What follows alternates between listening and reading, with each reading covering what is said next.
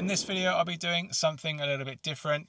I'll be checking out the R6 from Bruxe once again with a little bit of a Q&A. I posted a few days ago a community post on YouTube asking you what you would like me to answer for this particular AI box from Bruxe. I've got a good bunch of comments about this adapter, about certain things to check out. So in this video, I'll be trying out a little bit different. Not only will I be revisiting a brand new update of this adapter, I'll also be answering a few of your questions as well. So without further ado, let's dive in. So this was the original one that I reviewed at the very beginning, the R6, and I've got a new one from Bruxe now with that branding on the actual AI box itself, and as well as a few optimizations that they've made from the factory production version. This was the earlier sample, so we'll be going in this adapter, just quickly looking at the rough benchmarks to see if anything has changed with the production version as well as their latest update. Now, since the review, they've had about 2 updates since. I'm now running the latest version. We can go into the settings area here and go into version, and we're currently running the 28th of the 4th, 2025, and we've also got the 29th of the 4th, 2025 for the AI box version. So we're in style 2 at the moment on the main menu. Nothing really has changed. They've made mostly optimizations than anything, and obviously it's the final production version that is shipping out to customers. We can go into the settings update area, just do a quick check. We are currently running the latest version. So we've still got all the same apps that come with my last review. One of the main issues was with the audio in games.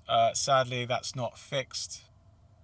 You can see here that there's no audio on the intro screen here. I've spoken to them about this, and they did say that it's more of a kind of hardware limitation and it requires more optimization, which could be more detriment to the whole performance of the AI box. So they decided to basically got to live with it, unfortunately. It's sad because there are other 6225 boxes where this is not an issue. They've managed to solve it, but unfortunately you have to do the workaround of going into Spotify or YouTube, play a little bit of audio, and then the audio will come back. But then on some games, you just heard there, it actually works, the sound does work. But you do have that little crackling for some reason. Don't know why it does it. I'm just going to quickly pair up a Bluetooth controller, and you have to do that in the Android only settings. With the Bluetooth option flashing, we can then connect our controller, pair it, and that is now operating with the controller. So we can quickly check out a controller based game. Right, so here we are in Asphalt Extreme. It's one of my favourite games to try out on AI boxes. To see how well they perform. This performs very well. It's definitely playable.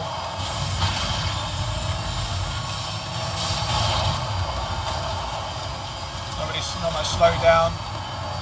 I got been wrecked. We've got some shadows going on, which is quite taxing.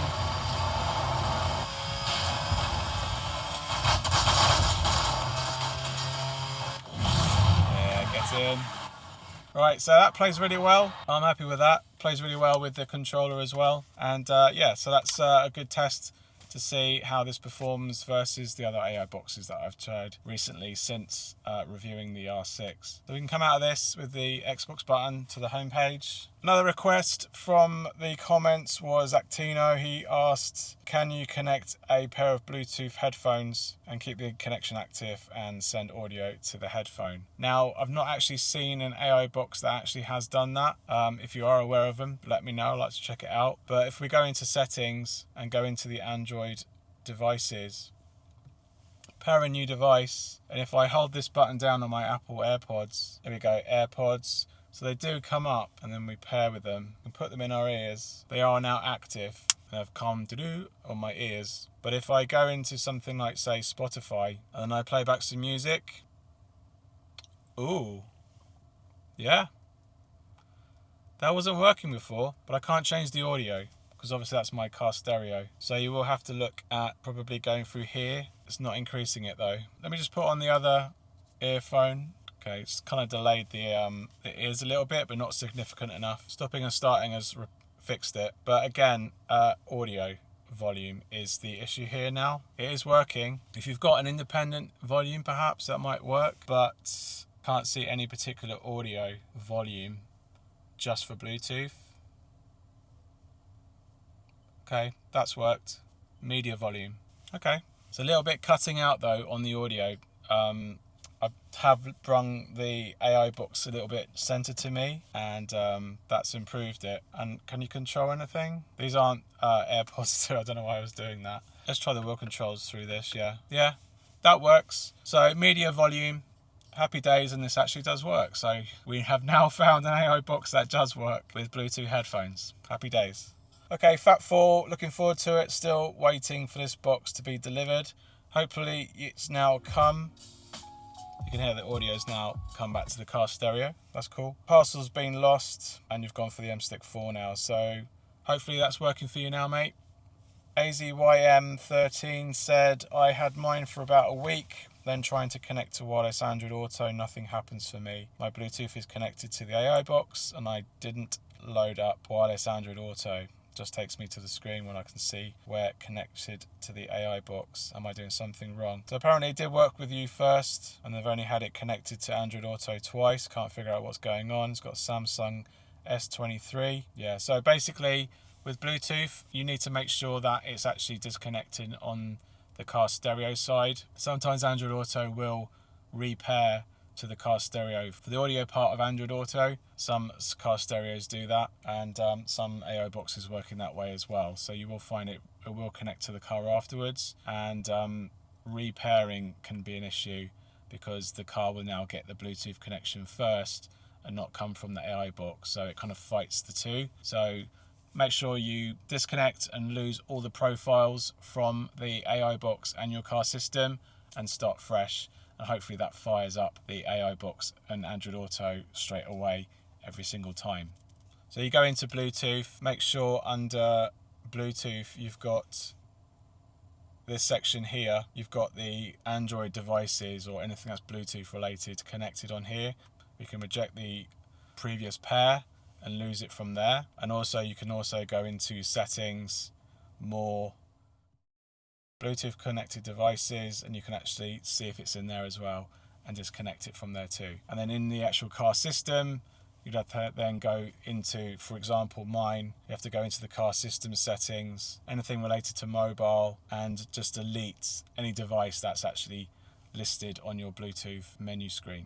Let's just quickly just show you Android Auto pairing. It's just very simple. You have to go to the SpeedPlay app. That's now waiting for a connection. And then you're looking for the AI box. Tap that and then pair it, get connected. You can allow contacts, you don't have to if you don't want to. And then sometimes this can actually take quite a while. You can see it disconnect now, even though I'm still connected to it over Bluetooth. Next best thing is to do is completely disconnect, unpair everything again. And then what it's looking out for is the mobile hotspot. So what you have to do is go into the settings section, turn off Wi-Fi, and also then go to hotspot and tethering, Wi-Fi hotspot, turn this on. If it automatically turns back off again, you need to go back to your Wi-Fi and make sure that's actually off, as it's basically fighting with each other. You can turn that off if you want, because you want to keep it on. Got no connections at the moment.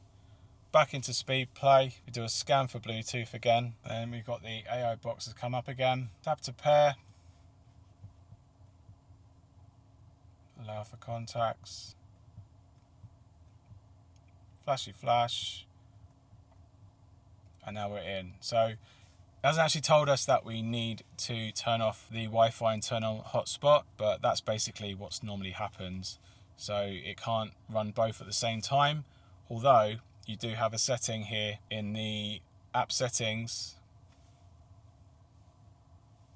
You go into other settings, you got this option here, which is a hotspot and Wi-Fi running at the same time. That's obviously on, and it's not obviously working.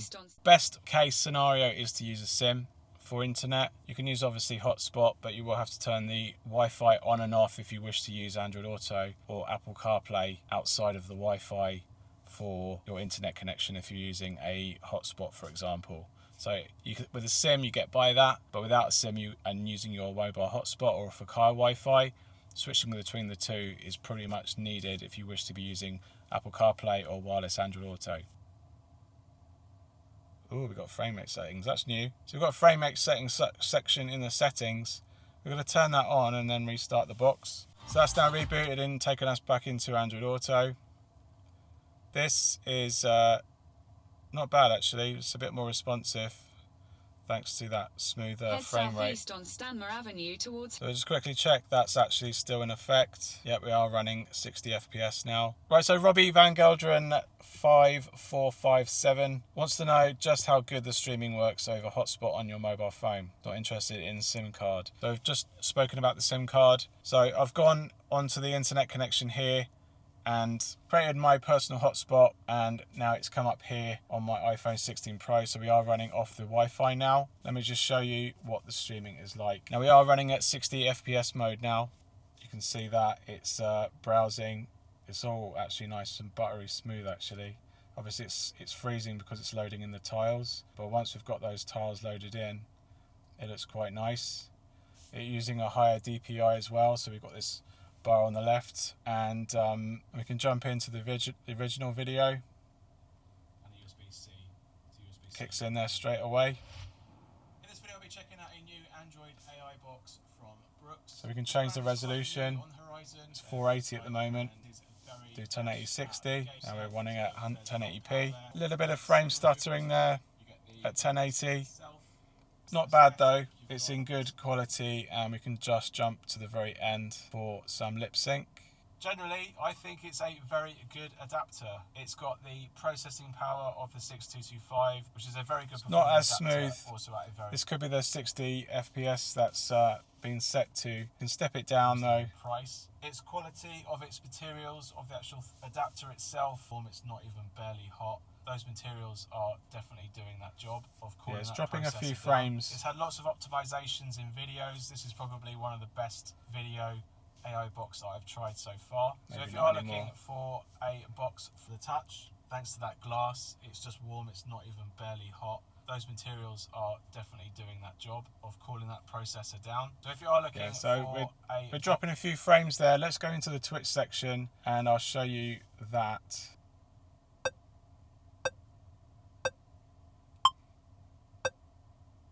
Yeah, it's got some issues there with that frame rate.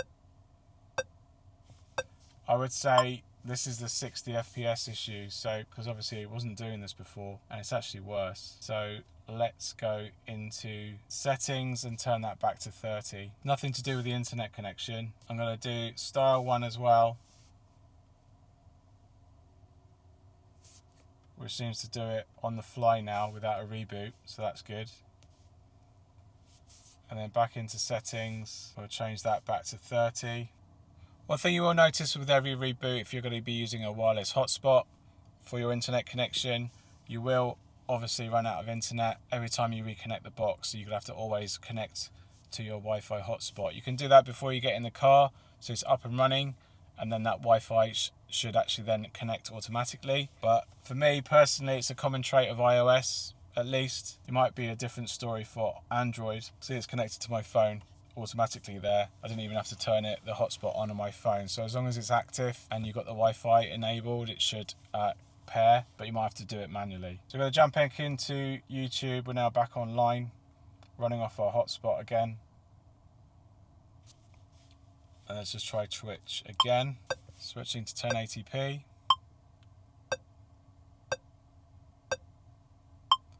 Much better. So it just shows you that 30 to 60 FPS, it's messing with it a bit, and that could have been the trait with the Rocket actually, because that was 60 FPS and that was messing about with its video performance in YouTube. But I'll put down below what this is compared to the earlier time when I did this. We can see if the update has made any significant improvements. Another thing I wanted to show you was mirroring. That didn't work so well in the last review of this R6. We're going to do AirPlay first. So to do that, we need to be on the same network. And as long as we're doing the Wi-Fi hotspot, you can see it's now popped up and we can actually connect basically across devices for the AirPlay mirroring. So we're now on there. It's a little bit squashed, but that's the rate of speed difference. We're going to YouTube and try out a video. Available on their website, and I'll link that down below so you can learn more about this adapter, support the channel, and buy yourself one. Generally, I think it's a very good adapter. It's got the processing power of the 6225, which is a very good performing adapter, also at a very reasonable price. Okay, that's very good. Obviously, you can't interact with the screen on this when you're connecting to your phone, but that's very good lip sync, I think, for the AirPlay mirroring, which is quite rare for an AI box. It does a quite good job of doing it. So that's iOS AirPlay mirroring. Another issue was Android Auto, so we'll just show you that. So we're going to disconnect from the phone. We're going to connect our Android device to the Wi-Fi hotspot if we can of our phone. We're connected to our iPhone, so we're all still on the same network. Down to Smart View here. See if it picks up. Yes, it does. And that's us pretty rapidly actually into the mirror casting from the Android device. You can see, I'll try and get a few more pages so you can see. There you go. That's the frame rate. It's not as good as iOS, but usually the case with Android. We're going to go into YouTube. The ratio there is not brilliant, and we'll go into a video helping with the temperature of the thing inside. I've been running those games, that 4K content and everything else, and it is basically warm to the touch. Thanks to that glass, it's just warm, it's not even barely hot. Those materials are definitely doing that job of cooling that processor down. It's had lots of optimizations in videos. This is probably one of the best video AI box that I've tried. So the sync is not too bad, but obviously the ratio is completely off, at least on my screen. It's a good start, could be better, but you can see it in lip sync with a direct connection, even though I'm going through my iPhone here, so it's a little bit less. The quality is not too bad. Okay, so I hope that's helped you, Robbie, understand about the streaming over the Wi-Fi hotspot, and we've obviously covered the mirroring as well between Android and also iOS. Okay, looking back to some other questions. Alex Stags5745 asks, can you use YouTube Music just like you normally would on your phone?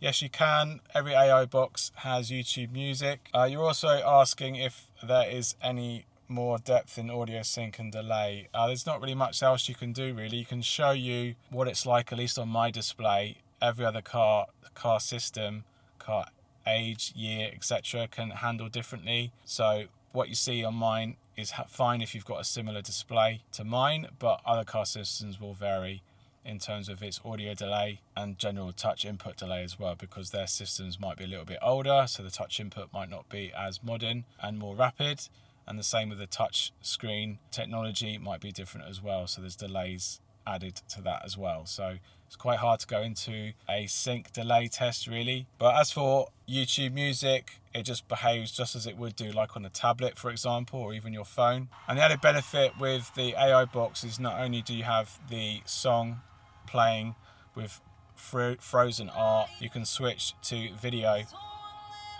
if you've got premium, and then you can actually then play the video back as well.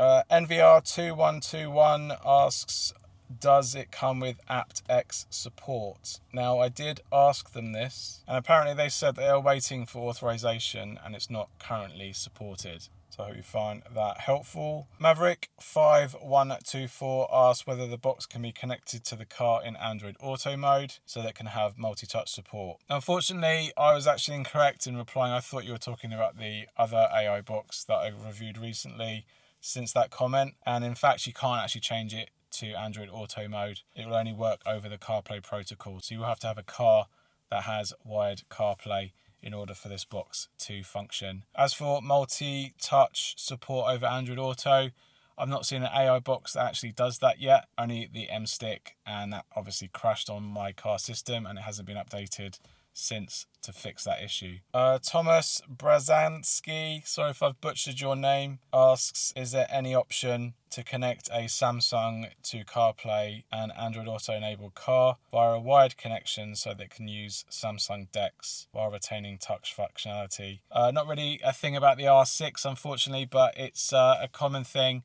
You can't really get DeX through an AI box. You have to run through certain DeX specific adapters, and we've seen it with using HDMI on my channel, and we've also used it with the Auto Pro X that is specifically designed for DeX and allows touch input as well. So check that out if you haven't already, and that might help you. Someone's also asking about getting into factory settings inside this box. Now, to do that, you need to go to the main menu here, interface of settings, and then go to other settings, factory settings, and then the password is 4545. And then here you can actually turn certain apps on and off. You can see that all of them are on. Files is turned off. So if you want to reduce the amount of apps that you actually have running on this AI box, you can turn them off from actually being visible and being interacted with. You can also import and export some as well, and then quit basically takes you back. You can also go in this other section where you can turn some other stuff on and off. Some of them are available, just like showing temperature, for example. You can't get access to that. Force display, switch between CarPlay and Android Auto. So you can do that by doing it this way. So we'll try that in a minute. Got split screen ratios, start delay. If you've got any issues with the box connecting, can change the icon roundness. And what else have we got here? That's pretty much it. So let's just quickly dive into this and try that. So it should now reboot and enter into Android Auto mode, and then we can try the touch input. So the pixel's now detected. We're now running on the Android Auto protocol, and now we're using this box over Android Auto. So although you can't do it with a physical pin like this, you will have to connect it to a CarPlay device and then go through that factory menu to be able to turn it into Android Auto. So it's a bit of a sticky issue if you haven't got Android Auto, but if you've got both and you want to use the Android Auto protocol, you can do it through the software. And we'll go into Google Maps just to prove that this touch input, the multi-touch input, is not possible. So we've got this and we can't, there's no multi-touch there, even though my own navigation does have multi-touch. So there you go. So the Bruxe R6 AI box for CarPlay and Android Auto, as we've seen, Car Systems, still retails for roughly around $239. And I'll put links down below to learn more about this adapter, support the channel and buy yourself one. Currently it's still a very good AI box adapter that runs the Qualcomm 6225 chipset. With 8GB RAM, it's going to do a little bit better than some AI boxes I reviewed recently that have got less RAM, but it's not going to be that significant of a difference. I've shown up the differences between the launching of a previous version that I showed and the one that's currently running the latest update, which we are running right now. So you can see the difference between those two and whether the box is still performing well against all the others that are out since I last reviewed the AI box. Alright, I hope you found this video helpful. If it has, give us a big thumbs up and let me know in the comments down below if you have any questions again about the R6, and I'll try my best to answer them. If any of these questions have been helpful and you'd like to support the channel, you can do so by sending us a super thanks in YouTube, or you can check out the link in the description down below to buy me a coffee, and you can support me there too. I really appreciate it. Thanks again for watching, and I'll see you in the next one. Cheers, bye.